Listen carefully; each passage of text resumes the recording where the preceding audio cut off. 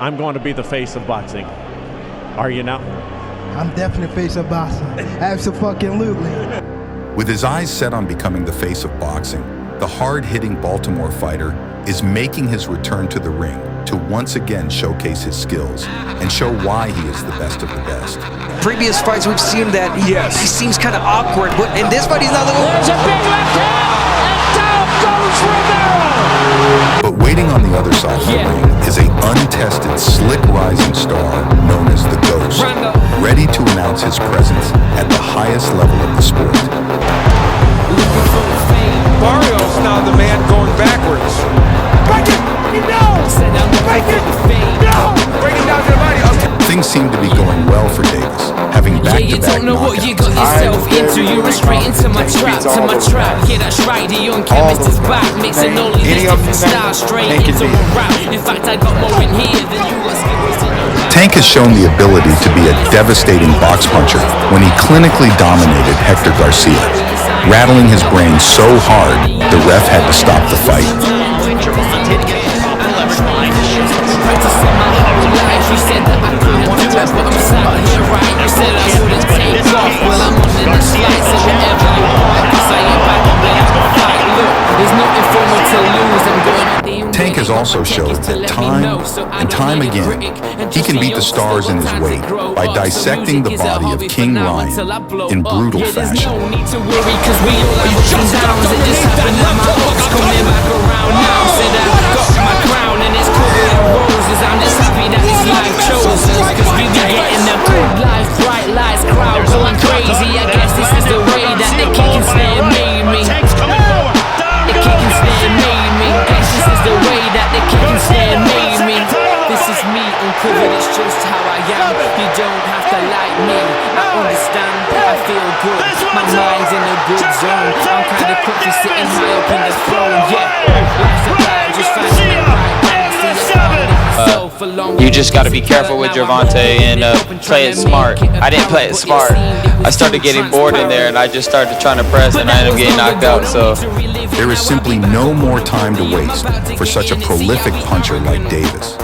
If he wants to be among the greats and be known as one of the best, he must first get through Martin and make a statement for the rest of the 135-pounders. Tank has shown the ability to knock fighters out, but his boxing ability is overlooked. His distance control is a major factor on how someone as short as Tank is still able to land his shots on target. He is able to make the changes needed to keep up with who he is fighting. This allows Tank to dictate the pace of his fights and how he is able to have such a high knockout ratio.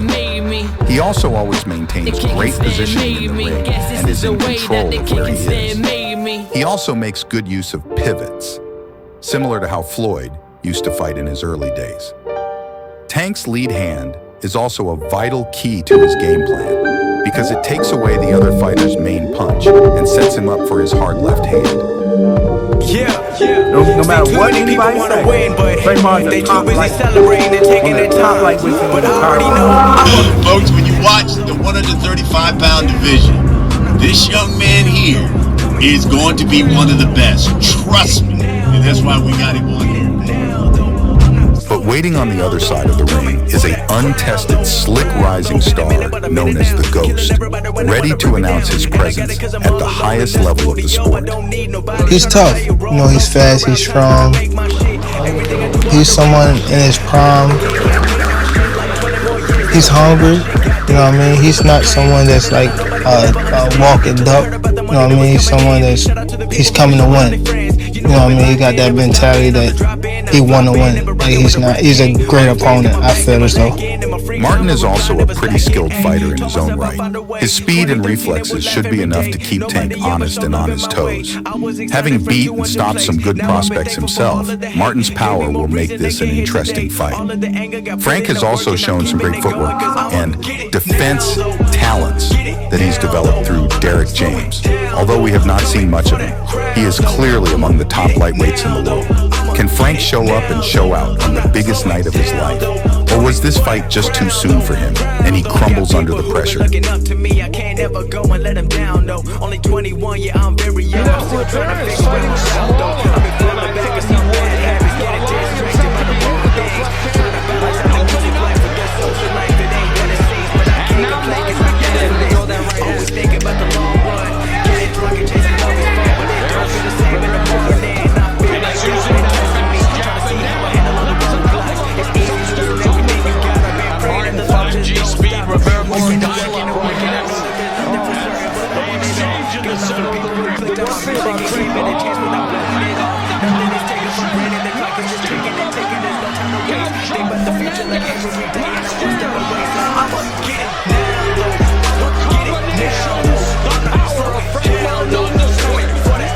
It's controlled chaos in a way that he's coming on.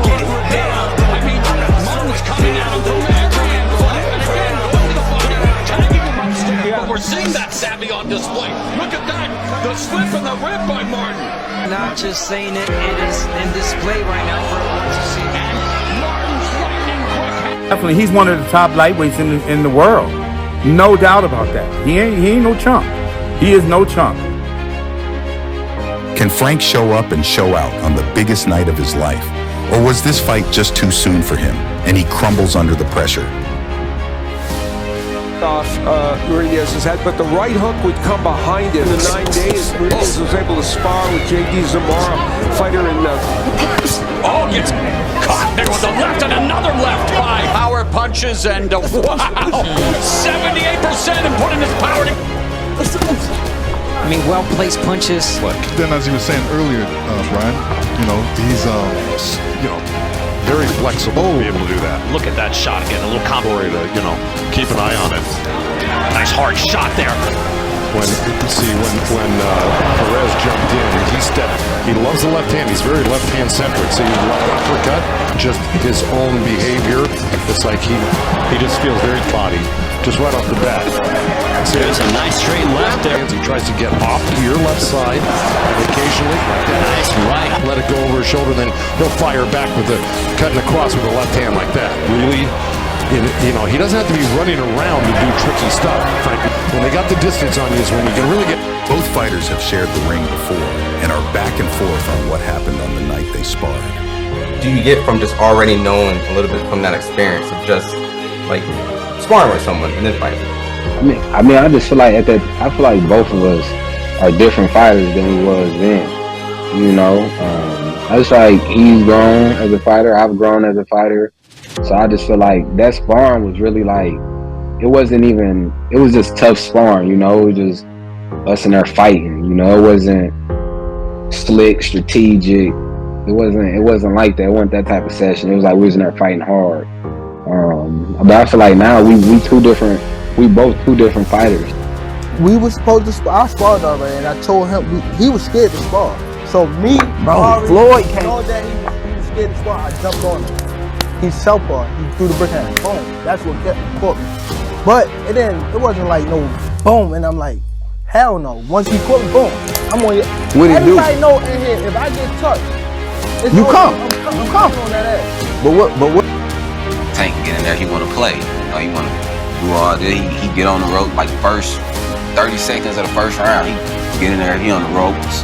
Bob his head. Boom. Threw that left at him. Shook the legs. We had a real ref, Floyd there, everybody. Shook the legs. He say I ain't shake the room. I shook the room, right? Yeah. Shook the legs. He grabbed me. He couldn't hold me. But as soon as I hit him, I'm trying to throw floors. I ain't really got the understanding of certain things. I just heard him, and that's boom. So I'm trying to well off on him. So he grabbed me. Boom. He clinch up, grab. So when he grabbed, the ref. He pushed off on me. I get back on him. Boom. Somehow he get me in the headlock. He squeezed down on the headlock or whatever. We got a real ref in the ring. So ref break us up. We get to arguing like in between the ref. We arguing in between the ref. I'm telling the ref like shit. He, got me in the headlock choking on me. So then he like shut up. Boom. He snuck me through like the ref is the ref, me him. So he like stole on me in between the ref, like punched me over the ref's shoulder over there. So I'm like, all right. So then we get back to sparring. Boom. So it was just after the punch that I hurt him with. After that, it was just tough sparring, intense sparring after that. So the fourth round, they ended up having to break us up, get us up out the ring or whatever. Because the last time he had put me in the head like the fourth round, he had put me in there. I can't breathe because he trying to choke me out. So I pick him up all the way in the air. I'm gonna slam him on the ground. So Floyd and them hop in the ring, ref. They all hop in the ring, so by the time I'm gonna slam them on the ground, they end up breaking us up. I hurry up, go to the bathroom, change and stuff. I come back out, and then I'm doing the fight hype, end up doing the interview. Two young, hungry fighters come to clash in this amazing fight if Tank wants to be the face of boxing and carry on being known as that guy. He's going to have to exorcise this ghost And if Frank wants to dethrone the face of boxing and put his name up there with the elites, he's going to have to put on a boxing clinic against this unstoppable missile. Thanks for watching. Be sure to subscribe and check out our store at stoppageboxing.com for boxing gear and equipment.